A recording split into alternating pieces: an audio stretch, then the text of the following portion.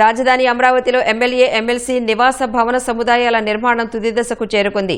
వారం రోజుల్లో భవనాలను సాధారణ పరిపాలనా శాఖకు అప్పగిస్తామని మున్సిపల్ మంత్రి నారాయణ వెల్లడించారు.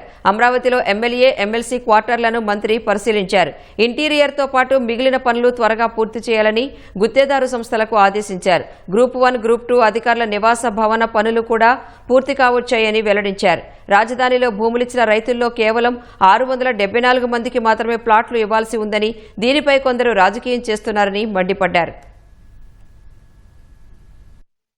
బిల్డింగ్స్ బ్రహ్మాండంగా తయారైపోయినాయి, రోడ్లు బ్రహ్మాండంగా తయారవుతున్నాయి, తర్వాత లేఅవుట్ రోడ్స్ తయారవుతున్నాయి. ఖచ్చితంగా ఇవన్నీ 2026 ఎండింగ్కి, అంటే ఈ సంవత్సరం ఎండింగ్కి ట్రంక్ రోడ్స్ 350 కిలోమీటర్లు అయిపోతుంది. అదేవిధంగా లేఅవుట్స్ రోడ్స్ నెక్స్ట్ ఇయర్ 27కి పూర్తి అయిపోతున్నాయి. 28 ఆగస్టుకి ఐకానిక్ టవర్స్ అయిపోతున్నాయి. అంటే వాళ్ళు ఎక్స్పెక్ట్ చేయాల. గత ప్రభుత్వం ఏంటంటే మొత్తం అప్పులు చేసిపోయింది, ఇంకా అమరావతికి డబ్బులు ముట్టవు, అమరావతి కట్టలేరు అనే ఒక దురుద్దేశంతో ఉన్నారు. ఎంతో వేగవంతంగా జరుగుతుంది. ప్రతి ఒక్కరు అప్రిషియేట్ చేస్తున్నారు. ప్రతి తెలుగువాడు అప్రిషియేట్ చేస్తున్నారు. ప్లాట్లు ఇవ్వలేదు అంటున్నారు.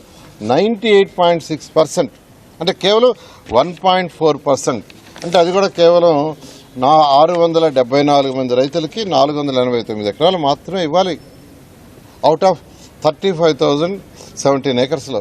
అంటే అంతా ఇచ్చేసాం. వాళ్ళ డిస్ప్యూట్ వాళ్ళ వల్ల ఆగింది. దాన్ని కూడా ప్లాట్లు ఇవ్వలేదని మీటింగ్లు పెడతారు. కాబట్టి ఇలాగే పెడితే మీ పరిస్థితి ఆ 11 సున్నా అవుతాయి.